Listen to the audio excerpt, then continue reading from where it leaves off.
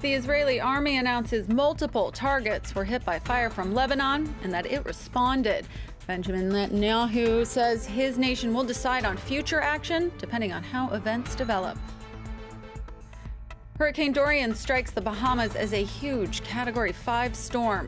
It is on track to continue toward the U.S. state of Florida and threaten millions more people. And voting has ended in eastern Germany, and exit polls indicate the far-right party is expected to make big gains. We tell you why the AfD has seen a spike in support. Hello and welcome to our viewers here in France and around the world. I'm Charlie James. And we begin with Sunday's cross-border exchange of fire between Israel and Lebanon. Israel's military spokesman says current hostilities with Hezbollah appear to be over, but that its armed forces remain on alert. Earlier today, the Israeli army said several anti-tank missiles were fired from Lebanon toward northern Israel. Israel then responded with heavy fire toward targets in southern Lebanon. The army says Hezbollah vowed revenge for a drone attack in Beirut a week ago. Israel's Prime Minister Benjamin Netanyahu addressed the exchange of fire, saying Israel is still deciding on further action against Lebanon. We were attacked by several anti-tank missiles. We responded with 100 shells, aerial fire, and various other measures. We are discussing the next steps. I've ordered our armed forces to be prepared for any scenario, and we'll decide on our future course of action depending on the developments. And earlier on the program, I spoke to our correspondent, Sami Sakal, in Jerusalem. He gave us more context on Netanyahu's comments. Well, I can tell you the way Netanyahu has presented the situation, the current situation to the Israeli public is that Israel is actually coming out with its upper hand, that Hezbollah has failed. The way he says that Hezbollah has launched just a few anti-tank missiles towards the Israeli targets in the north.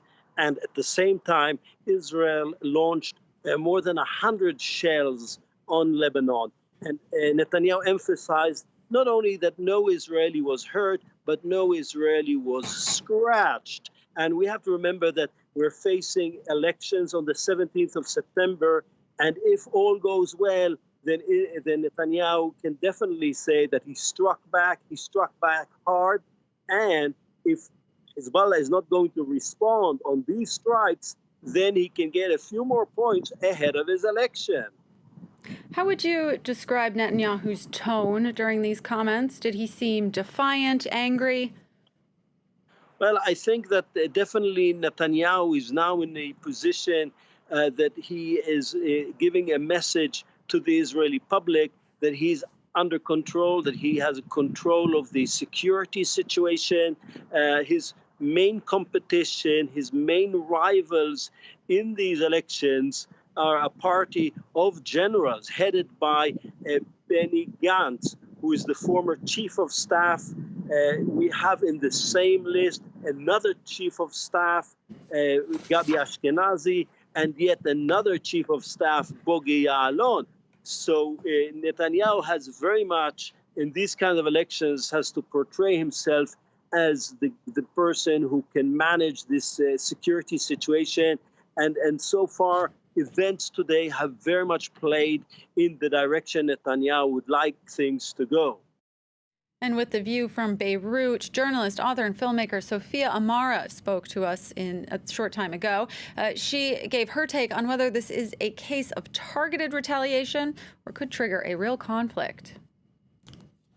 I don't think it can escalate to a real conflict, because what happened today has been announced 3 days ago by the chief of the Hezbollah, Hassan Nasrallah, who announced that there was going to be an operation, a retaliation to the drone attack that has been led against the headquarters of Hezbollah in the southern suburb of Beirut, which is the capital of Lebanon. So and and it has been considered by the chief of state, by General Michel Aoun, as an act of war, which means that Hezbollah on this episode has the full cover of the president of the Lebanese Republic. So for this case, I think it will not escalate, because if we think of the 2006 war, it happened because, the situation was calm at the frontier, and all of a sudden, Hezbollah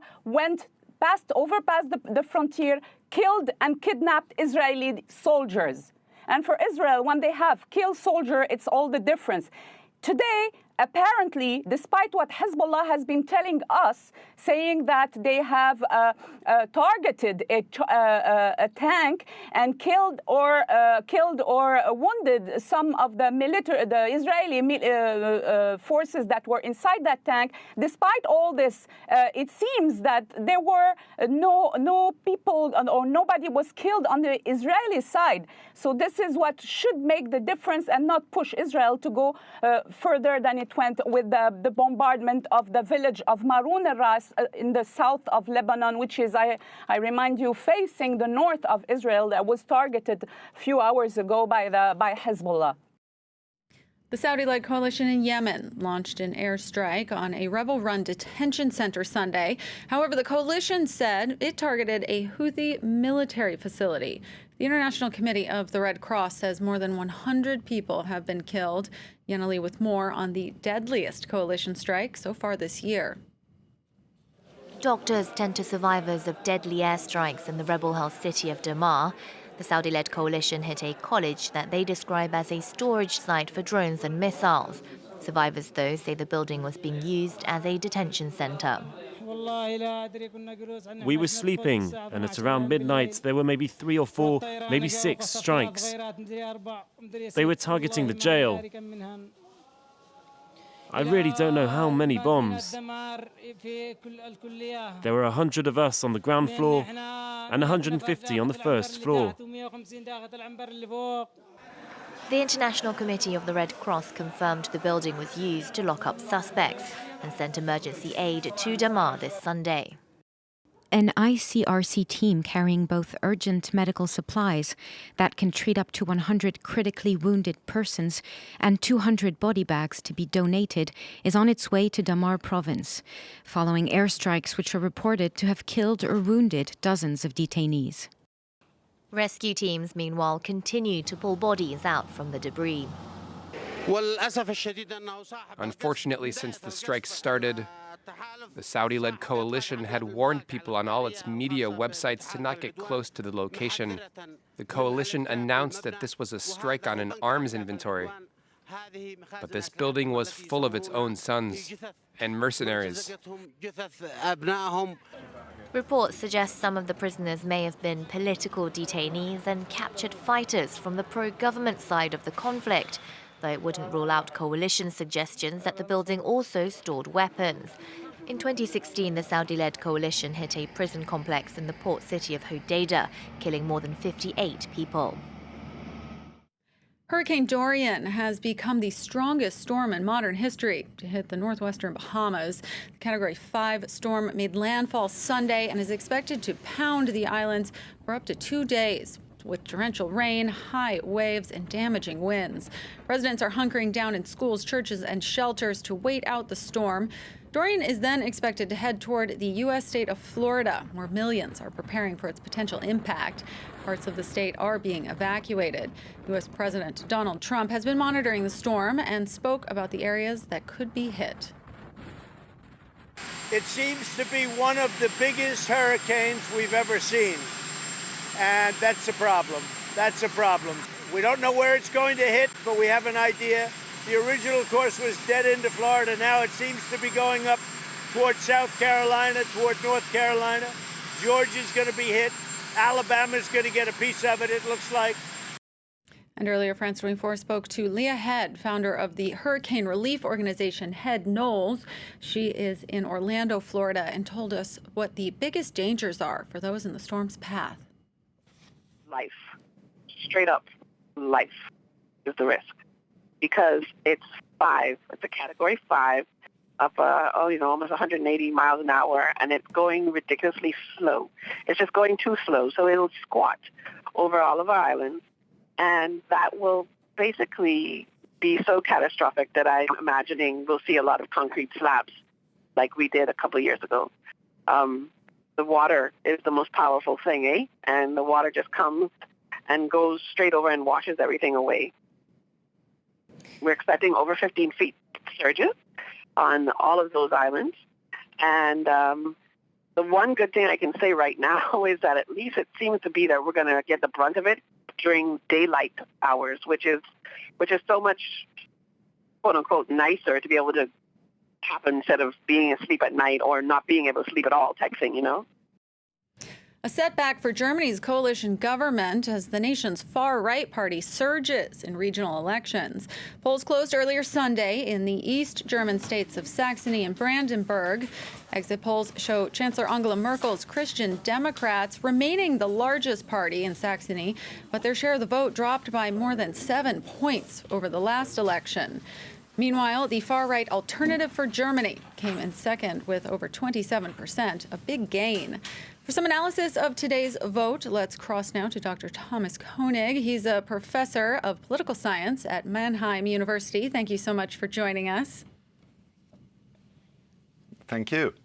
How has the AfD gained so much support since its founding just 7 years ago, and which parties are they taking voters from?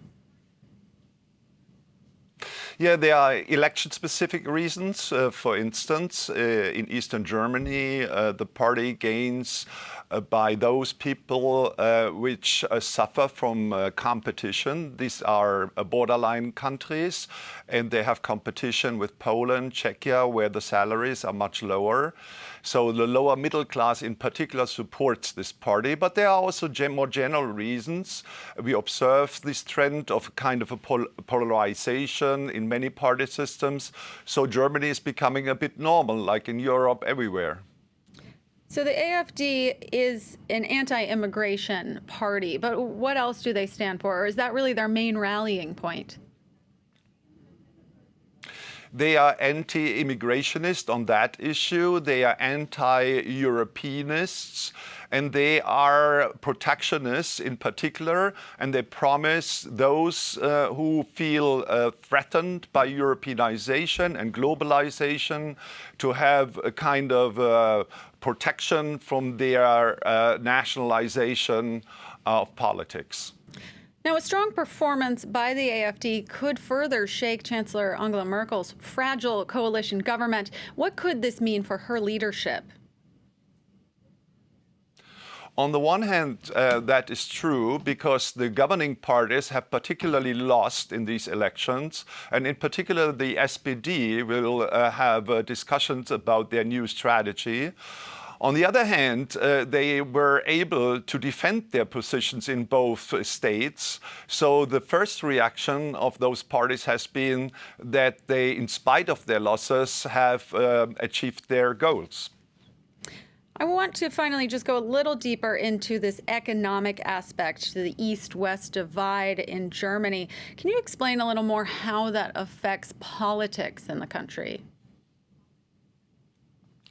I think we have here a battle about the middle class. So we see on the one side that the upper middle class people support the Greens, so a typical post-materialist party. On the other side, we see that, let's say, the lower middle class feels insecure, threatened by competition, and it's very close to the eastern border as Poland, as Czech Republic, where the salaries are much lower, and those people are in straightforward competition and don't see a particular future there. Dr. Thomas Koenig from Mannheim University, thank you so much for your time. And finally, here's a story that shows even the Pope can't always rely on divine intervention. Pope Francis had to be rescued by firefighters on Sunday after he got stuck in a Vatican elevator for 25 minutes. The Pontiff was late to his weekly address because of that and apologized to the crowd in St. Peter's Square. He said the malfunction was due to a drop in voltage and then led worshipers in a round of applause for his rescuers. Stay with us here on France 24. More news and information coming up next.